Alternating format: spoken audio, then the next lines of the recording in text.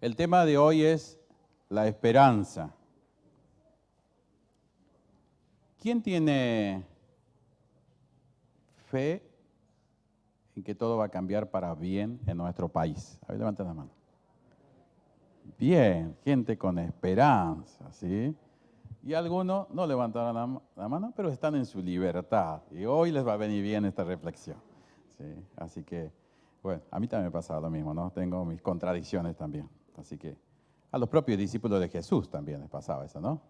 Cuando había muchas dificultades, situaciones límites, esos falsos dilemas, y de pronto Jesús les exhortaba, les decía, hombres de poca fe, hombres de poca esperanza, ¿por qué dudan? ¿Sí? Y estaba Él presente. Entonces, ¿cuánto más nosotros, 2000 años que nos separan en la historia de esos momentos tan inolvidables donde los discípulos estaban en presencia física con el Señor? Es más, iban a visitarlo, disfrutaban de estar con Él en la casa. Dice que a veces quedaban hasta las altas horas de la noche escuchándolo hablar, tantas consejos, tantas experiencias que cada uno tiene en esta relación con el Señor, ¿no? Que son cuestiones íntimas, cuestiones muy personales, que por ahí no salen a la luz, pero que nos hacen bien. La palabra esperanza, según los diccionarios, o al menos uno, dice que es una expectación de algo bueno, confianza en el cumplimiento de algo que uno espera. Una expectación de algo bueno, una confianza en el cumplimiento de lo que se espera. Hablar de esperanza es hablar del futuro, es hablar de los sueños que todavía están inconclusos, de los propósitos de Dios que todavía no se cumplieron en nuestras vidas, pero de acuerdo a su voluntad se van a cumplir. En estos tiempos necesitamos ser inyectados de esperanza, al menos de una dosis. Sin ella la vida no cobra sentido, sin la esperanza, como también nos puede llevar cuesta abajo, tal vez en alguna depresión, el hecho de perder la esperanza. En algún momento de nuestra existencia nos hemos hecho algunas preguntas. Una de ellas puede ser, ¿hay esperanza para mí en la situación que estoy viviendo? Otra puede ser, ¿hay esperanza para mi matrimonio? ¿Será que a esta edad puedo conseguir trabajo? ¿Será que mi situación económica va a cambiar para bien? ¿Será que me va a tocar toda la vida esta dolencia?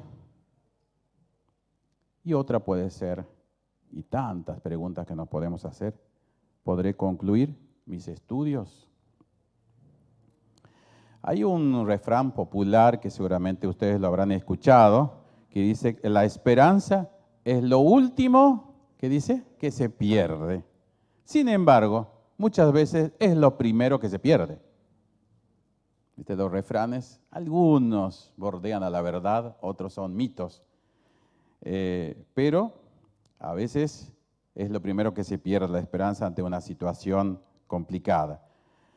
También hay una frase que es muy famosa que dice que el 10% de las cosas que nos pasan son justamente las que realmente nos ocurren. Y el 90% es cómo reaccionamos ante estas situaciones. O sea, hay una gran parte que nuestra mente se hace toda la película y en este porcentaje es un 90%, que es alto, que es cómo nos posicionamos ante un problema. Y el 10% es lo que realmente sucede. Con la muerte de Jesús, ¿qué es lo que pasó ante los discípulos? ¿Cuál era la experiencia que ellos tenían? Y ellos, cuando murió Jesús, cuando supieron, cuando estaban convencidos de que Jesús era el Mesías prometido en todo el Antiguo Testamento, recuerden que ellos manejaban el Antiguo Testamento, la Torá, no tenían el Nuevo Testamento, entonces en todo el Antiguo Testamento estaba la esperanza de la promesa de Dios de enviarles un Mesías, un libertador.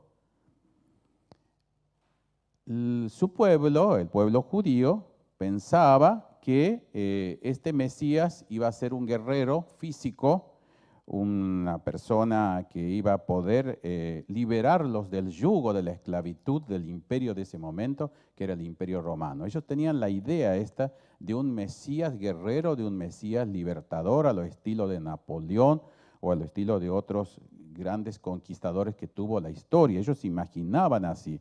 Sin embargo, cuando muere este Mesías, ellos pierden las esperanzas.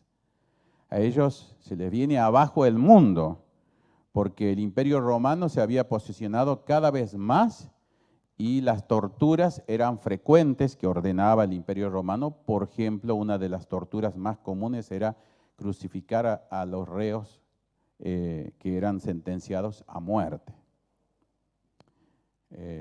No solamente Jesús fue crucificado, sino muchos en su época. Era el tormento que exigían los romanos para que se cumplan, justamente como para atemorizar a los demás. Si bien es cierto, el caso de Jesús fue muy especial. Estaba con otros dos delincuentes a la derecha y hacia la izquierda, y fueron más duros con Jesús, fueron mucho más sádicos con Jesús. Sin embargo, uno de ellos, que tal vez siempre me he preguntado a cuántos metros estarían uno del otro. ¿No se han preguntado alguna vez? Yo me pongo esas preguntas teológicas, ¿no? que a veces me causan inquietud. Tal vez estaban a 2 o 3 metros de Jesús. Uno se burla de él aún en la misma condenación. El otro le clama misericordia, amnistía eterna, perdón. Solo 2 metros los separaban de la vida y de la muerte. Uno decidió por la vida y el otro decidió por la muerte. A veces las grandes oportunidades que tenemos no siempre las sabemos aprovechar. Solo 2 metros los separaba de la eternidad, uno para que tomara su decisión y no lo hizo. El otro sí. Y esos son los paradigmas que marcaron en la historia, ¿no? Los que deciden por Jesús y los que lo rechazan a Él. Esto no es nuevo. El reino del que hablaba Jesús era un reino espiritual en esa etapa, pero ellos querían que fuera un reino de presencia, un reino de guerra, un reino contra la opresión del momento. O sea, ellos querían un reino material. Podríamos decir que la esperanza es el combustible para tener una buena actitud en la vida. Si quiere anotar, la esperanza actúa como un combustible para justamente poder tener la motivación suficiente. No hay nada más triste que un joven o un adulto hayan perdido las esperanzas. La esperanza es la que nos moviliza, o es la que moviliza a las personas a tener hijos, bebés, en un mundo de decadencia y de crisis. La esperanza hace que los matrimonios, las mujeres sin capacidad de procrear, puedan seguir teniendo hijos en un mundo, en una Argentina, en una ciudad donde hay mucha desesperanza. ¿Qué los lleva a los papás de esto? Justamente proyectarse en el futuro. Y es justamente eso, tener esperanza, proyectarnos al futuro. La esperanza es la que motiva a todos los trabajadores honestos en el mundo a seguir colaborando con sus impuestos a pesar de las crisis de credibilidad en las instituciones. La esperanza hace que trabajadores honestos, esforzados en nuestro país, sigan colaborando con la economía de nuestro país para sostener las instituciones de servicios públicos. Seguimos colaborando, pagando nuestros impuestos. Jesús lo hacía también. En un momento cuando se encontró con Pedro, le dice, Pedro, acordate, tenés que llevar una moneda para el templo. Pedro decía, no, no tengo. Sin embargo, le dice, vaya a la playa, anda a la playa, saca un pez y en la boca de ese pez vas a encontrar una moneda. Llévalo eso y lleva para el tributo, para pagar impuestos. Una cosa sencilla, pero ahí nos damos cuenta que Jesús estaba de acuerdo que cumplamos también con César, con el sistema, pero no dejemos de cumplir también para Dios. Si uno pierde la esperanza, quedamos sin futuro. Ningún padre, ninguna madre sufriría por su hijo si no tuviera la esperanza de que vale la pena luchar, vale la pena jugarse y no rendirse por nuestros hijos. Esto hace la esperanza, esto hace la fe. Toda la historia de los personajes bíblicos es una historia de esperanzas. Toda la historia de los grandes patriarcas bíblicos es una historia llena de esperanza. La esperanza es la que movilizó, por ejemplo, a Abraham a salir de su tierra y de su parentela, soñando por un porvenir mejor. Génesis 12, a ver si quieren buscar, versículo 1 y 2.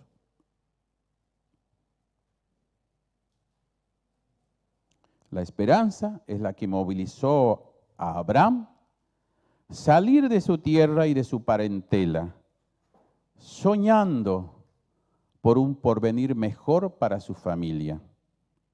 Él no tenía ni idea dónde y cómo era el lugar donde Dios lo iba a llevar. Él no había planificado ese viaje.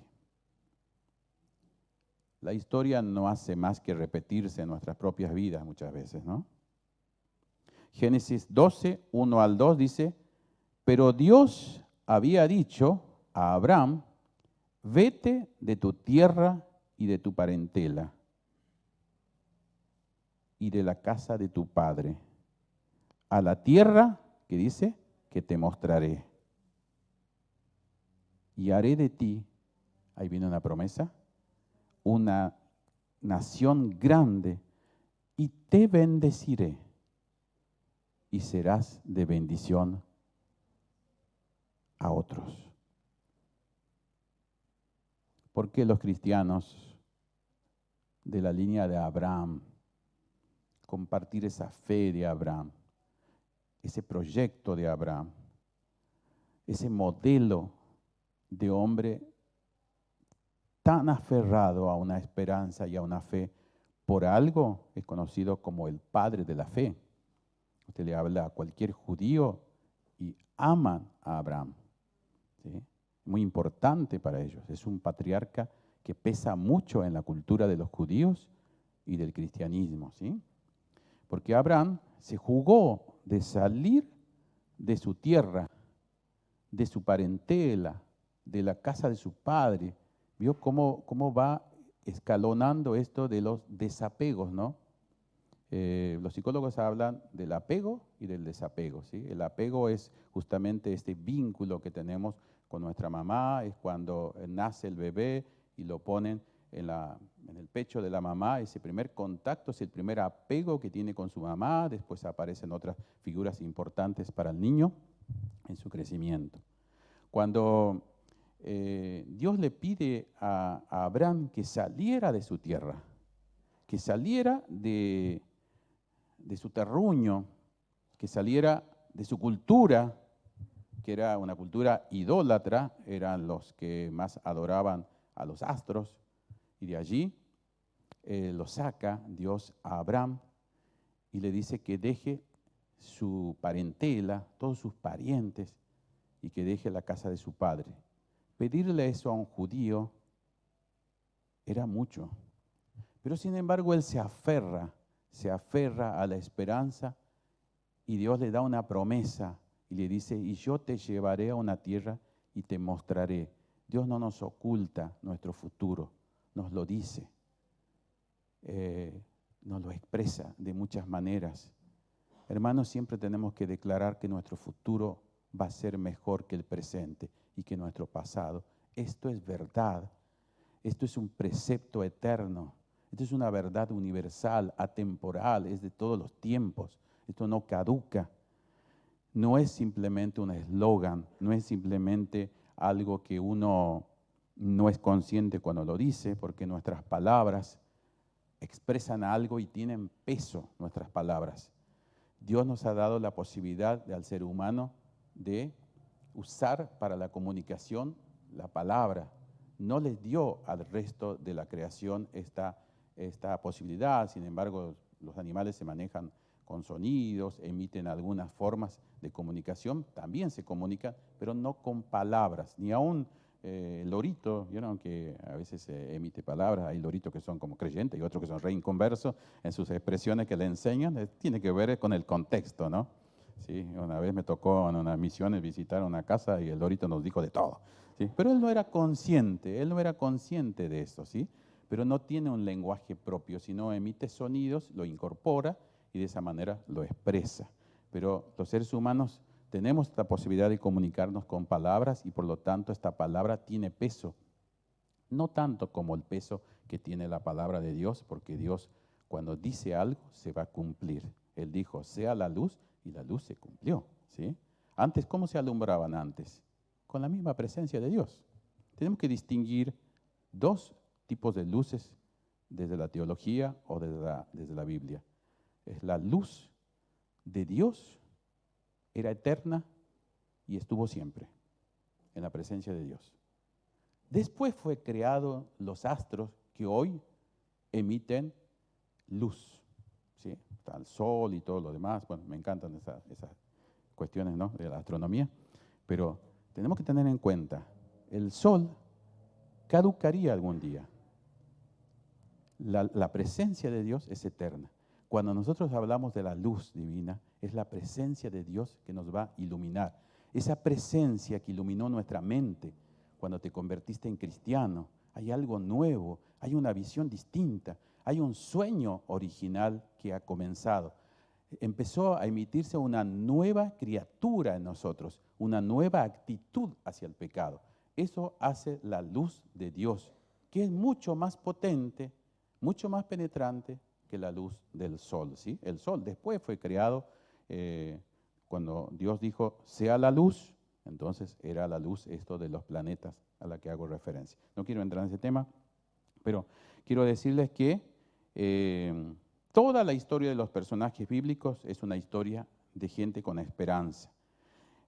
Abraham, cuando sale de su tierra, se desprende de su tierra, se desprende de su parentela, se desprende de la casa de su padre, porque Dios quiere que soñemos y armemos un proyecto de familia, porque Dios nos mandó a multiplicarnos. ¿Qué pasaría si Abraham toda la vida estuviera con su parentela? ¿Qué pasaría si Abraham toda su existencia estuviera en la tierra de donde él nació? ¿Qué pasaría si eso ocurriera? No llegaría nunca esa fe, esa esperanza al resto del mundo. Los judíos crearon en el mundo, sembraron en el mundo, son los únicos, ¿no? Los únicos migrantes del pueblo judío que siembran en el mundo la historia de un Dios único y verdadero y creador. Son ellos que siembran en el mundo esta idea del monoteísmo. Son los únicos, porque lo que existía siempre era el politeísmo. Y Dios le pide a Abraham que salga de esa tierra politeísta, ¿sí? Que salga de esa tierra y de esa parentela.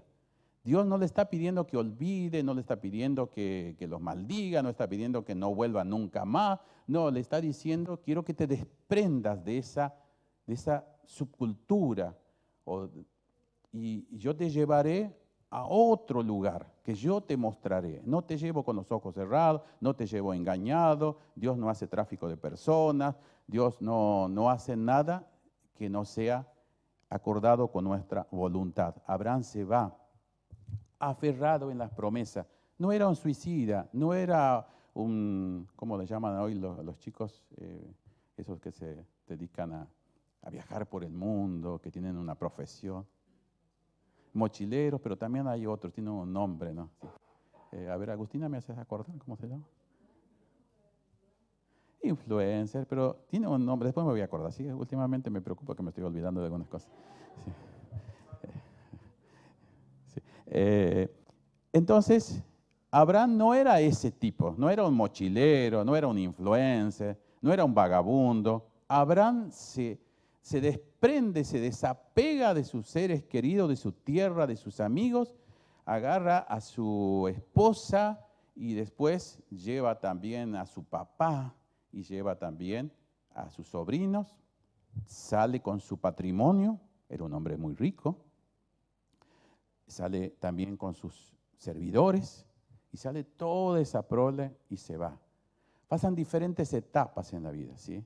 En Harán, por ejemplo, que fue la primera parada de ese viaje, él tiene que tomar decisiones respecto a su papá, respecto a sus sobrinos. No obstante, ese papá murió allí y él siguió con su sobrino. Más adelante él tiene que tomar otras decisiones donde se desprende de su sobrino, que le hace elegir, le dice, ¿qué quieres elegir de toda esta planicie que hay en la geografía de ese momento de Israel? Y Lot elige las mejores planicies, ¿sí? Lo más verde, lo más fácil, la prosperidad más rápida. Teología de la prosperidad, no me meto en ese tema. Él elige ahí. Pero sin embargo, Abraham elige el desierto y elige la lucha. A veces tenés que perder cosas en la vida, materiales, para ganar otras en propósitos. A veces tenés que tomar decisiones que te van a movilizar. Todos tuvimos un lugar como Harán, donde el Señor nos confrontó, nos acompañó a tomar decisiones. No se puede ir en la vida sin tomar decisiones. No se puede andar en la vida sin proyectar cosas. No se puede transcurrir los años sin decir a dónde me quiere llevar el Señor, qué quiere de mi vida, cuál es lo que Dios diseñó para mi vida. Algo, Dios tiene planes extraordinarios, singulares, planes de bienestar para nosotros. Y este bienestar no implica solamente o deja de lado lo económico, sino un bienestar, como decía hoy David, un bienestar que es integral, que abarca todo, nuestro cuerpo, nuestra salud, nuestras relaciones, nuestros sueños, nuestra capacidad de crear cosas. Todo esto es el bienestar, es un paquete de muchas cosas. Dios quiere eso para nosotros, una vida íntegra. Le está pidiendo a Abraham entonces que salga de esa tierra porque él estaba mostrando algo bueno. Le pasaron muchas cosas a Abraham, como te pasa también a vos y a mí, ¿sí? Somos humanos. Por la esperanza, Moisés se enfrentó, escucha bien, esto me impactó cuando estaba leyendo de varios autores. Por la esperanza, Moisés se enfrentó a un dictador temible en el mundo, llamado Faraón, que era una categoría, que era un grado en la monarquía, el grado más alto de la monarquía de los egipcios. ¿Para qué se enfrentó a este dictador Moisés? Para gestionar a favor de su pueblo. Un pionero, un adelantado, liderazgo de gestión, liderazgo de planificación. ¿Escuchaste eso? Liderar las organizaciones, influenciar, pensar en tu pueblo. Donde estás, puedes influenciar y puedes beneficiar a tu pueblo. Yo creo en la política como acción social, pero que no te encierren desde un partidismo, porque te limitan. La acción social, la política seria, hace un beneficio para la humanidad, para tu pueblo. Eso es lo que hace este hombre, Moisés, un gran gestionador. No fue fácil golpear la puerta del palacio de Faraón. Lo debe haber sacado, como dicen los pibes, carpiendo varias veces, pero sin embargo él insistió. De eso se trata la gestión, insistir, ser perseverante y saber dónde estás parado, qué es lo que quieres, porque si no cualquiera te da vuelta. Por la esperanza, Moisés se enfrentó a un dictador como Faraón para gestionar a favor de su pueblo. Ahora escucha otra cosita que te va a interesar seguramente. Habían pasado 23 años cuando Jacob, este papá, este viejito, volvió a ver a su hijo José. Su esperanza estaba muerta. ¿Quién? ¿De Jacob? Sí, de Jacob, un gran patriarca. Su esperanza estaba muerta en alguien que estaba vivo. Su esperanza estaba muerta en alguien que estaba vivo. Si conectas con otras historias, María Magdalena llorando en la puerta de la tumba de Jesús. ¿Por qué lloraba? Porque su esperanza había muerto en alguien que estaba vivo. La historia se repite cuantas veces sea necesaria.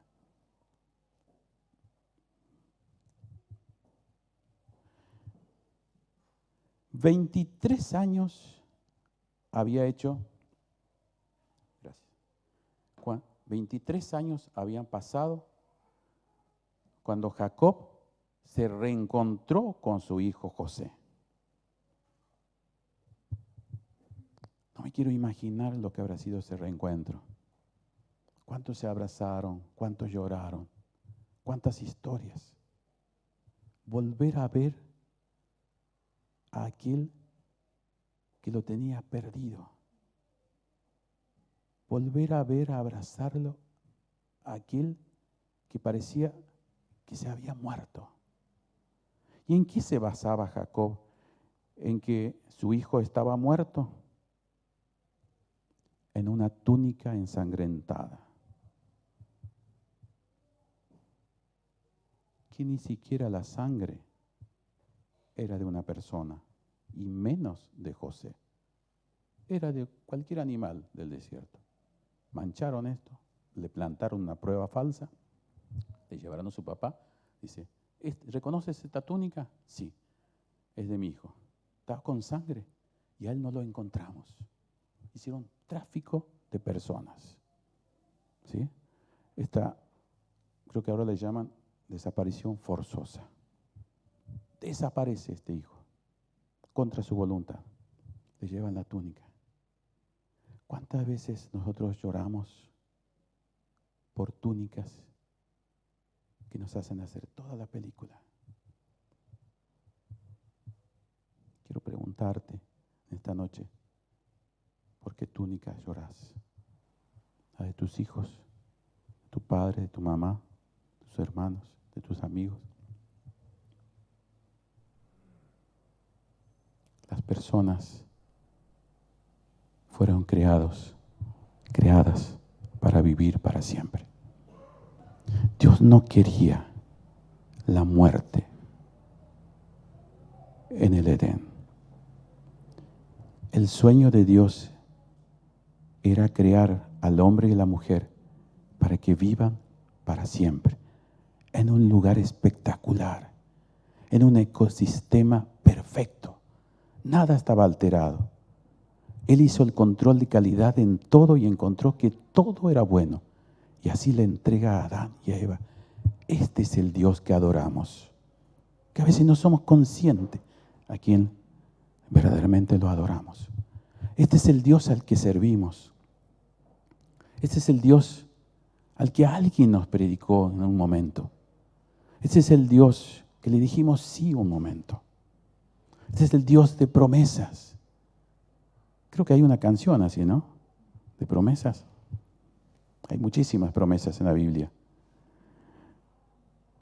Génesis 48:11, podemos buscar.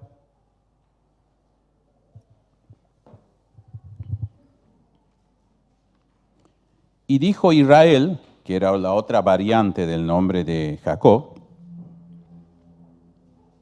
Jacob e Israel lo mismo. Dijo Israel a José: no pensaba yo ver tu rostro, le dice a su hijo. Y aquí Dios me ha hecho ver también a tu descendencia. No pensaba yo ver tu rostro, y aquí Dios me ha hecho ver también a tu descendencia. No solamente Jacob, el papá, pudo ver a su hijo, sino también a sus nietos. Qué bueno que nuestro Dios, ¿no? No solamente este reencuentro fue con él, sino que Dios va por más. Dios, cuando nos quiere bendecir, nos bendice abundantemente. Y cuando le pedimos algo, nos da más allá de lo que le pedimos. Él, lo único que quería Jacob es conformarse tal vez con ver a su hijo José vivo, sano, en un lugar de influencia, segundo en la línea jerárquica de la monarquía, segundo de Faraón, trabajando con Faraón, con el dictador.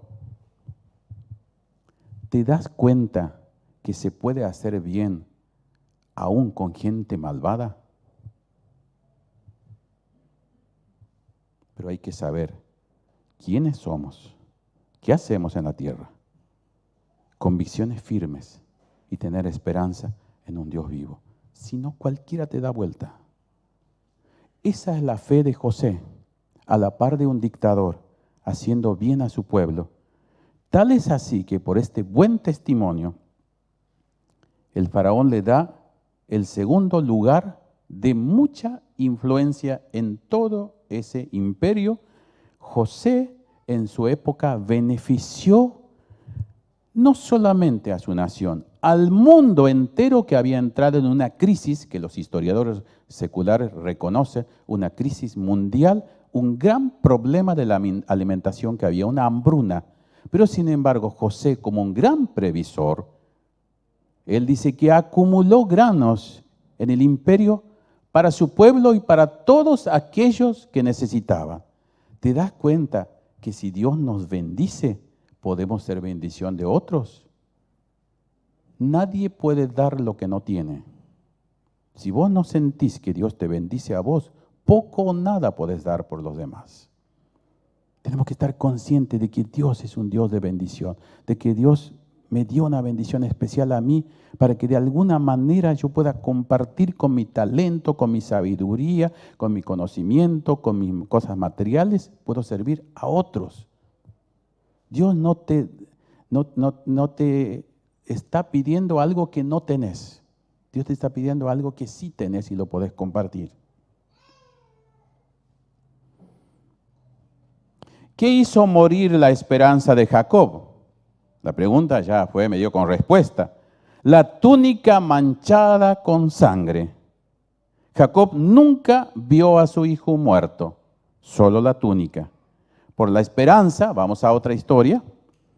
Por esperanza, Pedro salió de la barca, de su supuesta seguridad, para encontrarse con Jesús. Vamos a ver en Mateo 14, 29 al 33. Hoy los voy a hacer pasear un poquito por varios textos. No es mi costumbre, ¿no? Pero dije, hoy vamos a practicar un poquito de buscar textos bíblicos. Mateo 14, 29 al 33. Si vos buscás en Google y pones esperanza y texto bíblico, hay un montón, ¿no? Yo simplemente saqué algunas historias que nos pueden servir como ejemplo. Mateo 14, 29 al 33. Pedro caminando sobre el mar. Jesús antes estaba caminando sobre el mar. ¿Te das cuenta que Dios no nos pide nada que Él no lo haga primero y después nos instruye a nosotros para hacer algo similar. Nadie te tiene que obligar a hacer lo que Jesús no hizo y lo que Jesús no mandó. Nadie. Ni el presidente. Nadie. Pedro salió de la barca, caminó sobre las aguas y fue donde estaba Jesús. ¿Por qué lo hizo? Porque Jesús le dijo, ven. Pedro no era un suicida. Pedro no era alguien que le gustaba nadar y de pronto, bueno, aquí como Franquito Bono. Pedro no era de eso. Él se va al encuentro con Jesús, no le importa la circunstancia. Simplemente él se aferra en la promesa, en el llamado de Jesús y le dice, Jesús, ven. ¿Qué hace Pedro? Camina sobre el agua. El único en toda la historia hasta el momento, sin ningún instrumento de nada, ninguna cuestión técnica, él podía caminar sobre el agua. Pero, ¿qué pasa? Pero vio que el viento era fuerte, dice la Biblia, en el mismo versículo, 14, 29 de Mateo, 29 al 33, si quieres leerlo. Pero vio que el viento era fuerte, tuvo miedo. ¿Y qué pasó? Comenzó a hundirse. Cuando empiezas a ver cosas tremendas, cuando empiezas a ver cosas que te provocan miedo, la fe y la esperanza se diluyen. Dice que cuando comenzó a ver el viento fuerte, no era el viento como el de Comodoro, debe haber sido más y en el mar. Pedro vio el fuerte viento y tuvo miedo y comenzó a hundirse. Cuando dejamos de lado la esperanza, cuando dejamos de lado la fe, comenzamos a hundirnos. ¿Dónde? En cualquier situación que aparece. Y no quiero minimizar ninguna de las situaciones que están atravesando ustedes porque sería como una falta de respeto y cero empatía. Hay cosas grosas que te pasan, pero yo te digo en el nombre de Jesús, si Él te llamó para este estilo de vida, para que lo sigas, Él te va a auxiliar. Mejor que cualquiera, porque Él te llamó y Él te va a equipar y Él te va a cuidar y Él te va a levantar las veces que te sientas que esa situación te hace hundirte en el mar de este mundo. La crisis en la fe y la esperanza es lo que a Pedro lo hizo hundir en el mar, mientras que la mente de Pedro, y aquí voy a la mente, se centró, se focalizó en las promesas de Jesús, caminaba sin hundirse. Cuando se pierde esa condición mental, ya dejó de caminar sobre lo sobrenatural y se hundió. La esperanza, con pocas palabras, es una actitud de la mente. La esperanza y la fe es una actitud de la mente. Solo el 10% de las cosas que nos preocupan suceden. El 90% no sucede nunca.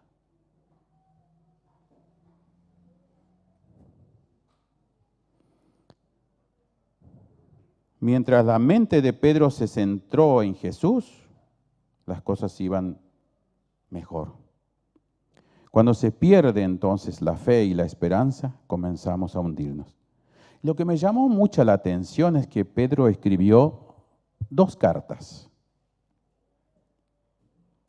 Estuve analizando y sería bueno que vos puedas ver en diferentes traducciones de la Biblia o poder googlear el contenido de estas 2 cartas que escribió Pedro, ya viejito, ¿sí? Ya cuando Jesús murió, resucitó y se fue, Pedro después escribe 2 cartas famosas que hablan de doctrina, hablan de recomendaciones, de motivaciones, hablan de pruebas, hablan de muchas cosas que tienen que ver en un contexto donde no era fácil. Pedro en las dos cartas, en síntesis, habló de esperanza. Cuando sientas que pierdes la esperanza, cuando sientas que estás como deprimido, cuando sientas que necesitas reforzar tu creencia, tu motivación, lee las cartas de Pedro. Te hablan de las pruebas, te dicen que las pruebas están dosificadas, que las pruebas tienen un límite. Aunque sea un poquito de tiempo, es necesario, dice, que pasemos por pruebas. Dice Pedro, un hombre extraordinario, un maestro. ¿De quién aprendió? Aprendió de Jesús, aprendió de la vida, aprendió de los golpes, aprendió de las dificultades. De eso tenemos que aprender los que somos adultos, sino que aprendimos en la vida. Si no capitalizamos todas estas cosas de años de cristianismo, ¿qué podemos hacer con la nueva generación? Poco y nada. No se puede dar lo que no se tiene. Esto me apela a mí, te apela a vos, que ya somos adultos. No puedo entender que siendo adultos y teniendo años de creyentes, sigamos haciendo niñerías, como dicen algunos autores. Cosas de niños, objetando cosas superfluas. No estoy minimizando tu prueba, estoy hablando de algo distinto. ¿Sí? Tienes que estar siendo consejero y consejera de tu nueva generación. Para eso estamos los adultos, para eso estamos los abuelos, para capitalizar sabiduría. ¿Saben qué? Los japoneses exaltan la vejez. ¿Sabes por qué? Todo lo contrario de los occidentales. Porque la vejez para los japoneses es sinónimo de sabiduría y de consejo sabio y educado. Y la pasaron los japoneses, ¿no? 2 bombas nucleares. Y capitalizaron la mayor cantidad de marcas multinacionales del mundo. Está en esa pequeña isla. Los viejitos japoneses, hombres sabios, aprendieron con la vida, capitalizaron. Necesitamos esto los cristianos. Capitalizar experiencia para la nueva generación, para que seas de bendición a los demás. Ya voy terminando. Me llamó la atención lo que escribió Pedro en 1 Pedro 1, 3, 5.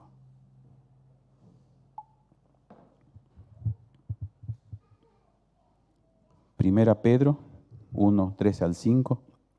Dice así: bendito sea el Dios y Padre de nuestro Señor Jesucristo, quien según su gran misericordia nos ha hecho nacer de nuevo a una esperanza viva, mediante la resurrección de Jesucristo de entre los muertos, para obtener ¿qué? Una herencia incorruptible, inmaculada y que no se marchitará, reservada en los cielos, ¿para quién? Para nosotros. Él dice para vosotros, está hablando en tercera persona, está hablando en futuro, para nosotros. Todo esto, Señor, sí, ese es nuestro Dios. No seguimos a cualquiera. Y dice el versículo 5, que sois protegidos por el poder de Dios. No tengas miedo lo que ocurre, no tengas miedo lo que dice los medios de comunicación, no tengas miedo lo que dice el presidente de la nación, lo que dice la vice, lo que dice tu amigo, lo que dicen los movimientos que son activistas. No tengas miedo a eso, porque dice que somos protegidos por el poder de Dios mediante la fe, mediante la esperanza, para la salvación que está como preparada para ser revelada en el último tiempo. Tenemos una salvación que está reservada para cada uno de nosotros. No nos miente Dios.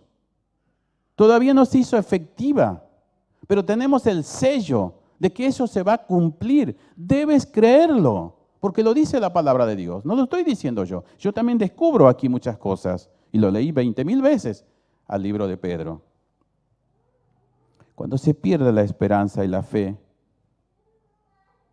queda poco por hacer. Cuando se pierde la esperanza y la fe, queda muy poco para hacer. Ni aun Dios, respetando tus decisiones, tiene mucho para hacer. ¿Cómo tenés que acercarte a Dios? Con fe. Si no, no podemos agradarlo a Él. La Biblia, o en la Biblia, está la esperanza no como un deseo, sino como una convicción, como una seguridad de lo que va a suceder. Llegó la hora, no quiero extenderme. Hoy es un buen día para desarrollar la esperanza, para retomar esos sueños perdidos, para que recuperes tu salud, tus sueños, tus proyectos. Nunca permitas que tu pasado determine tu futuro. No dejes que las circunstancias te detengan. Tampoco dejes que las malas noticias gobiernen tu mente. No mire las olas, mira a Jesús. ¿Dónde está Jesús? Él está sentado en el trono soberano. ¿Te acuerdas lo que les dijo a los discípulos en la Gran Comisión? Que a Él se le había entregado todo poder, no solamente los reinos. El diablo le quería dar el reino. El diablo te da chiquitito y te cobra un montón. Todo del cielo y de la tierra. Cuando pierdas la esperanza, anda al trono de Jesús. Está el consejo oportuno, está la motivación, está volver a recuperar lo que has perdido, lo que el diablo te lo robó. ¿Cómo te va a restituir Dios? No lo sé. Tampoco sé cómo me va a restituir lo que el diablo me robó y le robó a mi familia. No lo sé. Pero Dios es un Dios bueno. Jesús dijo, yo tengo todo el poder sobre el cielo y sobre la tierra. Yo estaré con vosotros todos los días hasta el fin del mundo. Todo lo que necesitamos para una vida cristiana de bienestar no son muchas cosas. Son solamente 3. Fe, esperanza y amor. Le dijo Pablo en 1 Corintios 13. ¿Te acordás? Fe, esperanza y amor. El amor es el que movilizó a Dios para desapegarse de alguna manera de su Hijo único querido, mandarlo a la provincia apartada donde estábamos vos y yo, perdidos, sin esperanza, sin proyecto, malgastando todo, aún nuestra propia vida. De ahí nos rescató el Señor. Estábamos perdidos. Pero eso no debe determinar tu futuro, porque hoy eres hijo de Dios e hija de Dios. Y no te imaginas lo que significa esto. Lo dice Pedro. Dios te bendiga. Vamos a darle un aplauso a nuestro Dios porque Él se merece de esto. Gracias, Señor, por tu palabra.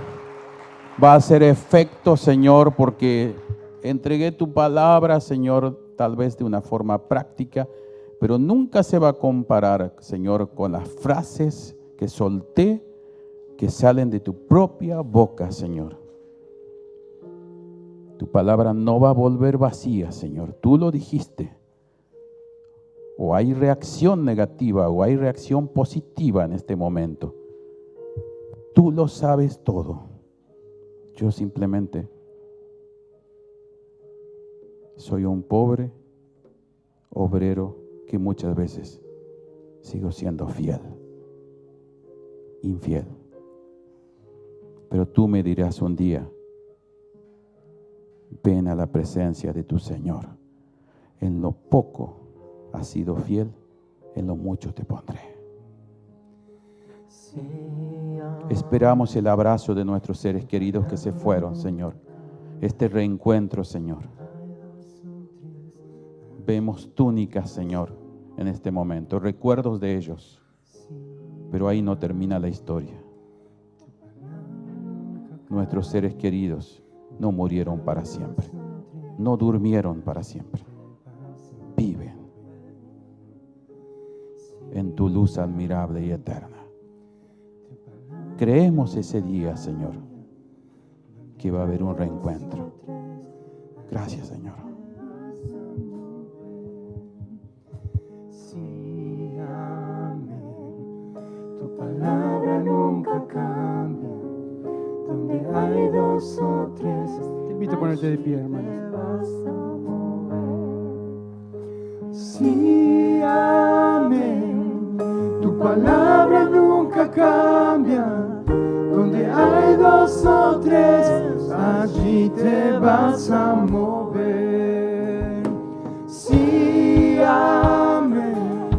Tu palabra nunca cambia. Donde hay dos o tres, allí te vas a mover. Sí, amén. Tu palabra nunca cambia. Y donde hay dos o tres, allí te vas a mover. Sí, amén, vamos. Sí, amén.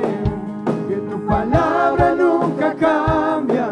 Y donde hay dos o tres, allí te vas a mover. Sí, amén.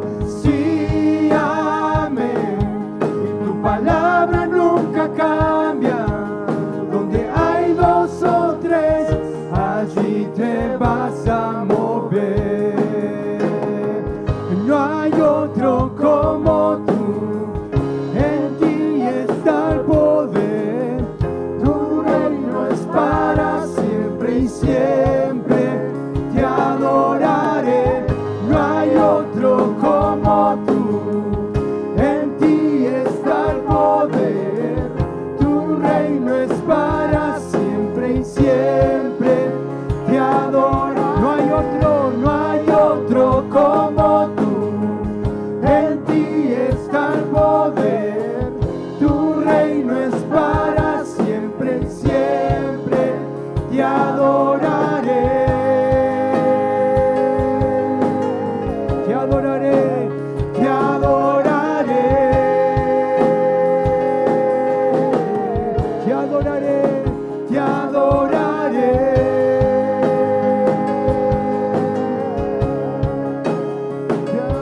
Señor, en el nombre de Jesús, queremos darte las gracias por este tiempo precioso. Gracias, papá, por tu palabra. Gracias porque reafirmamos el sí y amén en Cristo. Gracias, Padre, porque no estamos solos. Y ahora cuando nos vayamos a casa, tu Espíritu va a estar con nosotros, cuidándonos. Y aún en nuestro descanso, Señor, vas a hacer tu voluntad porque nos vas a dar paz. Nos vas a dar paz al dormir y prepararnos para el día de mañana, Señor. Gracias. Sí, amén. Tu palabra nunca. Deseale la bendición al que tenés al lado. Hay dos o tres. Dale un abrazo. Dale un abrazo al que tenés ahí. Sí, amén. Tu palabra nunca cambia. Y donde hay dos o tres, allí te vas a mover. Sí, amén. Sí, amén. Tu palabra nunca cambia. Donde hay dos o tres, allí te vas a mover. Allí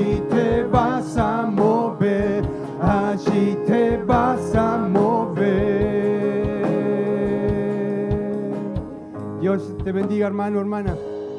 Que tengas una linda semana acompañado de nuestro Rey.